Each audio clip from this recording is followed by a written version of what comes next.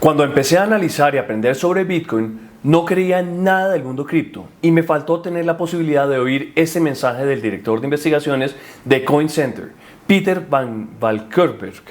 No me sé bien el apellido, pero así más o menos suena. Para estar más seguro que esa era la revolución tecnológica y económica de este siglo. No pueden dejar pasar este discurso, es impresionante, les va a encantar. Si no creen en Bitcoin, óiganlo y entenderán lo que les digo. Y si creen en el dinero digital, como creo yo, pásenle este mensaje a sus amigos y familiares que siempre les dicen que están soñando, que están pensando en cosas locas. Es la oportunidad de enseñarles lo bueno de Bitcoin. Esta es la gran oportunidad de aprender sobre este desarrollo, de entender lo que se está creando en el mundo global. Solo piensen, ¿cuál es la forma más rápida y segura y económica de enviar $1 millón entre Colombia y Japón? Seguro la respuesta no es a través del sistema bancario y de su tradicional SWIFT. Es con criptomonedas, como la moneda reina, Bitcoin. Tuve la oportunidad de oír este discurso en inglés y disfrutar cada palabra. Ahora les dejo la traducción completa porque creo que vale mucho la pena.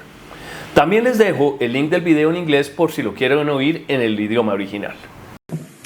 Presidente Crapo, miembro de alto rango Brown, miembros del comité, gracias por la oportunidad de hablar con ustedes hoy. Mi nombre es Peter Van Valkenburg y soy el director de investigación de Coin Center, una organización independiente sin fines de lucro centrada en cuestiones de políticas públicas que afectan las criptomonedas y las redes públicas de blockchain.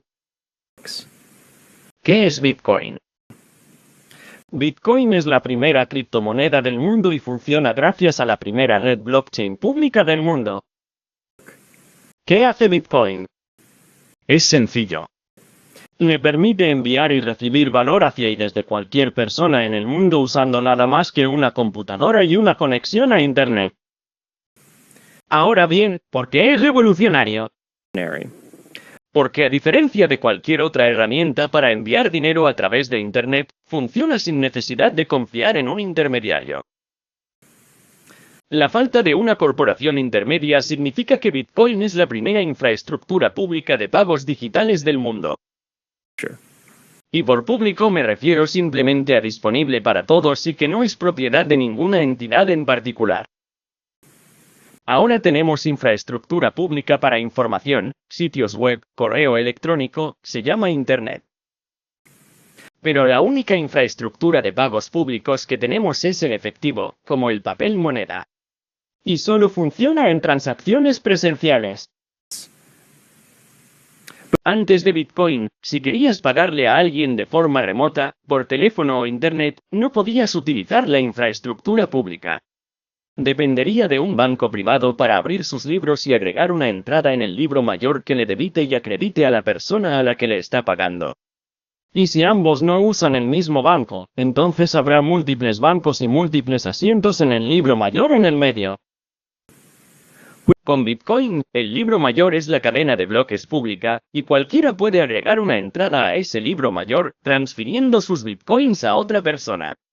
Y cualquier persona, independientemente de su nacionalidad, raza, religión, género, sexo o solvencia, puede, sin costo alguno, crear una dirección de Bitcoin para recibir pagos digitalmente. Bitcoin es el primer dinero público accesible globalmente del mundo. ¿Es perfecto? No. Tampoco lo era el correo electrónico cuando se inventó en 1972. Bitcoin no es el mejor dinero en todos los márgenes. Todavía no es aceptado en todas partes. No se utiliza con frecuencia para cotizar precios y no siempre es una reserva de valor estable. Pero está funcionando, y el mero hecho de que funcione sin intermediarios confiables es sorprendente. Es un gran avance en informática y será tan importante para la libertad, la prosperidad y el florecimiento humano como el nacimiento de Internet. Y Bitcoin es solo el comienzo. Si podemos reemplazar la infraestructura de pagos privada, entonces también podremos reemplazar otros puntos de estrangulamiento privados para la interacción humana. Ahora bien, ¿por qué deberíamos querer construir más infraestructura pública? ¿Por qué deberíamos adoptar blockchains en lugar de intermediarios corporativos? ¿Por qué deberíamos tolerar sus ineficiencias y trabajar para mejorarlas? ¿Por qué deberíamos querer que los pioneros de esta tecnología estén aquí en los Estados Unidos y no en el extranjero? Una razón simple, porque los intermediarios corporativos que proporcionan la infraestructura crítica pero de propiedad privada de hoy son cada vez menos, más grandes y más poderosos, y sus fallas son cada vez más graves. Así, aproximadamente la mitad de todos los estadounidenses, 143 millones de personas, tuvieron sus números de seguridad social expuestos a piratas informáticos debido a una vulneración en Equifax. La red SWIFT ha transmitido cientos de millones de dólares en transacciones fraudulentas debido a bancos miembros pirateados en Bangladesh, Vietnam, Ecuador y Rusia. El FBI sospecha ahora que el mayor de estos ataques fue perpetrado por Corea del Norte.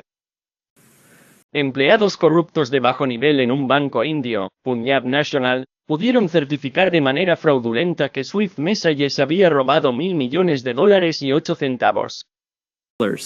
Se trata del mayor atraco a un banco electrónico de la historia. De hecho, se trata del mayor atraco a un banco de la historia.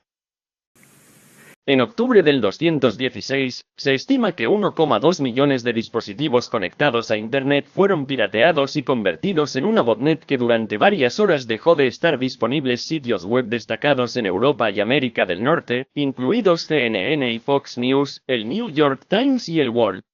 Diario callejero. Cada vez más, las máquinas físicas se conectan a Internet para aumentar sus capacidades. Están conectados a través de servidores que pertenecen y son mantenidos por intermediarios privados y confiables. El llamado Internet de las cosas, los marcapasos de Street.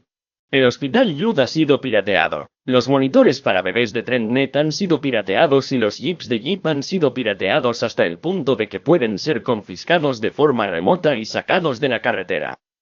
Ahora esas vulnerabilidades son inevitables en sistemas que tienen puntos únicos de falla. No importa si el punto del fracaso es una corporación o si es un gobierno. No debería haber un solo punto de falla. Antes de Internet existían puntos de estrangulamiento similares. Si quisieras transmitir un mensaje, tendrías que recurrir a una de las 3 emisoras de televisión o a un puñado de periódicos. Las corporaciones privadas son esenciales, pero ninguna infraestructura crítica debería depender de una o dos. Internet eliminó puntos únicos de falla en la infraestructura de comunicaciones y marcó el comienzo de una ola de competencia entre las nuevas corporaciones de medios que se construyen sobre sus vías públicas. De manera similar, las cadenas de bloques pueden desintermediar pagos críticos y la infraestructura de ello. La tecnología aún no está lista para responder a todas esas preguntas hoy, pero es nuestra mayor esperanza. Y al igual que con Internet en los años 90, necesitamos una política ligera y pro-innovación para garantizar que estas innovaciones florezcan en Estados Unidos para el beneficio y la seguridad de todos los estadounidenses. Bueno, espero que hayan disfrutado de esta explicación. Aprovecho para pedirles un like y comentarios del video y los invito a revisar mi último video sobre la minería de Bitcoin. Hasta la próxima.